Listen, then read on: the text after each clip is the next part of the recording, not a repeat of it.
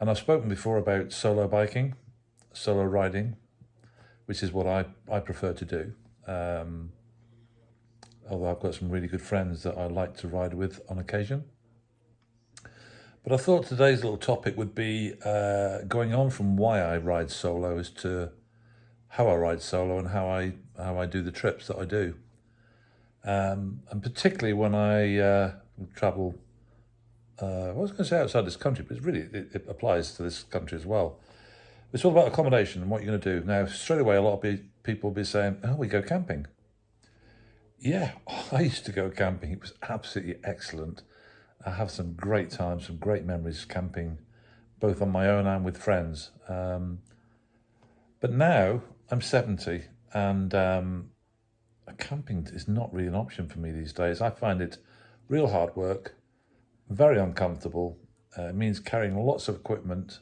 Yeah, and I get it. The equipment's got better and better over the years, but I still find it difficult. I find it a bit of a slog. At the end of a day's riding, whether I've done 50, 60 miles or 200, 300 miles, I want to pull up my bike. I want to get into some accommodation. I want a hot shower. I want to sit down, have a meal. I might prepare that meal myself, and very often I do that. I want a nice, comfortable bed. And when I get up in the morning, all I want to do is flip the duvet back, just give the place a general tidy, and walk out the door. And what better way to do that than, of course, with the use of one of the various apps that are available to find that accommodation now, such as Airbnb, Booking.com, Hotels.com. There's a whole plethora of them, and I've used most of them over the years. And I'm going to say here right now that I actually prefer to use, wherever possible, Airbnb. Why do I use Airbnb? Well, because Airbnb gives me the opportunity to actually look at the place in detail, actually read reviews from people who've already stayed there. And I find that to be great because some of the other apps don't give me that, or give me comments or descriptions, sometimes written by the owners, that are not true descriptions. And I've had experience of that where I've gone to places and I've found the descriptions not to be as accurate as I feel they should be. So I tend to use Airbnb, but there are others, and you choose your own preference. Things to watch out for when booking Airbnb accommodation. Well, there's a couple of things straight away. First of all, I always make damn sure that when I book with a booking company that I have a get out clause. In other words, I can get my money back if I suddenly have to change my plans. And that's really, really important that you do that to get as close to the date of actually staying somewhere as possible. It's really, really helpful if literally you can cancel a day or a minimum 2 days before, get all your money back. And you might say, well, that's kind of selfish because that then lands that person without a booking. Yeah, that's very true. Hopefully they can pick up another booking. I'm a host myself, so I am aware of that. But it's handy because if you suddenly are planning a route maybe over many days or weeks, plans change, the vehicle might have an issue, you might have an issue, weather might be an issue. So to be able to cancel and not lose your money is really useful. The other thing I would say with booking through these various apps is you don't always have to book through the app. Find out where the location is, the accommodation is, and then Google them. Find out exactly who they are, where they are. They may have their own website. You might be able to contact them direct, saving them money because they're not going to pay a host fee to the company, and you're not going to pay a fee, and you won't be paying a cleaning fee, so you might get a better deal. So I would always say, before you click the button, just to check with the household that you aren't able to book direct. There is one downside to that, of course, is that you may not get the same cancellation deal direct as you would do if you book through a company. So that's one just to check before you finally make the payment. Location is really important. Once you found the location, no matter what it says in the description, if you can, get on Google Earth, use 3 words or something like that. Try and track the location down, find out exactly where it is. Zoom in on it from Google Earth, have a good look at it. It might have a big long track leading up to it. It's all gravel, grit or whatever. The dreaded chip-ins, loose chip-ins, if you're on a motorcycle, one to avoid. So always do that as well. Find out exactly where you are.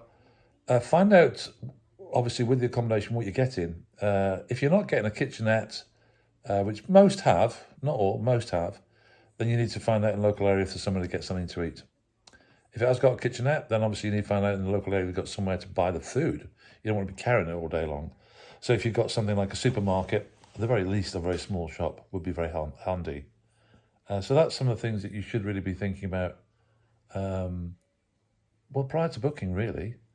What else should you be doing?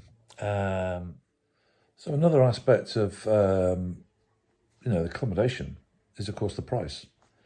And as a solo traveller, you will find very often that a lot of the properties are going to be in a price range, which, of course, is the price for the property.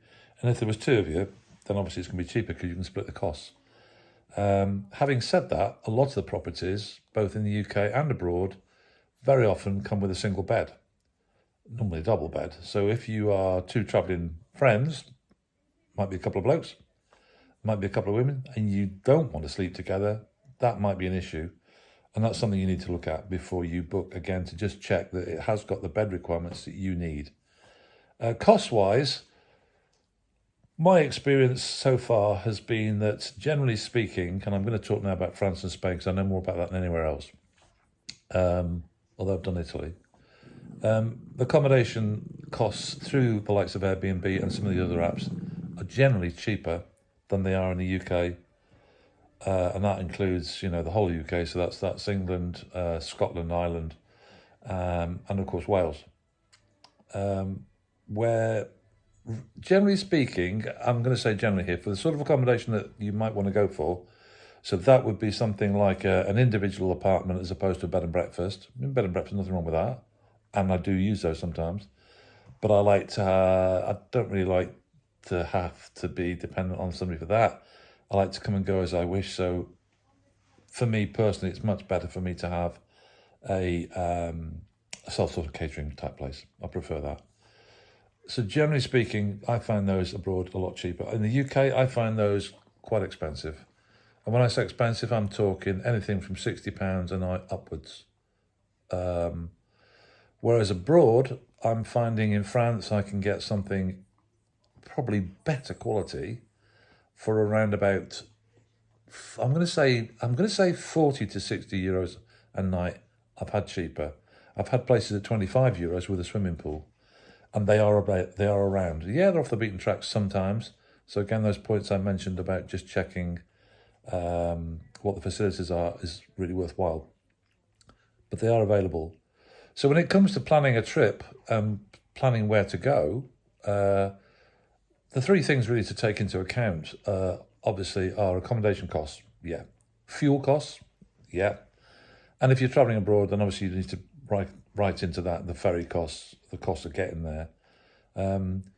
Those costs, the three costs, of course, won't be as no, I'm not going to say they're not going to be as much. They will be as much, and they could possibly be more. But of course, if you're travelling in the UK, which is where you live, if you live in the UK, then you only got the cost of the fuel and accommodation. Your food comes in on that. I tend not to put that in very often because I have to pay to eat at home anyway. So that's a daily cost I incur whether I'm on holiday or not, or whether I'm travelling or not. So it's really the cost of the accommodation and the fuel, which are my two main extras on what I would normally pay per day. And as I said, if I'm travelling abroad, then it's ferry costs. Ferry costs for a motorcycle traveller, again, can be quite high. For example, if you're going on a long crossing, that might be something where you're going down to Spain, to Santander, you've got to rake in the cost of a cabin. And they don't do single cabins, they do cabins for two people. So again, even the basic cabin, you would, if there was two of you travelling, you bring that cost down by sharing a cabin. As an individual traveller, you're going to pay that cost yourself.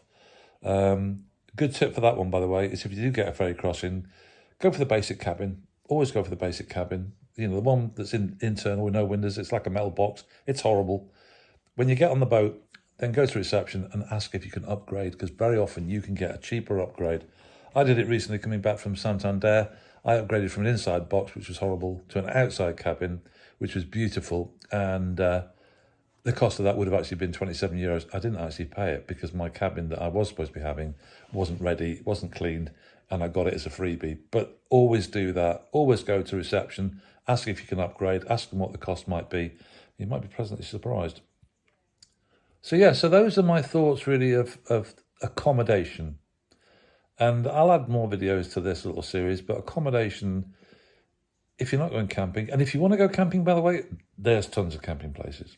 And there's tons of YouTube videos about places to go, what to carry and all the rest of all the equipment. My experience of camping was not great.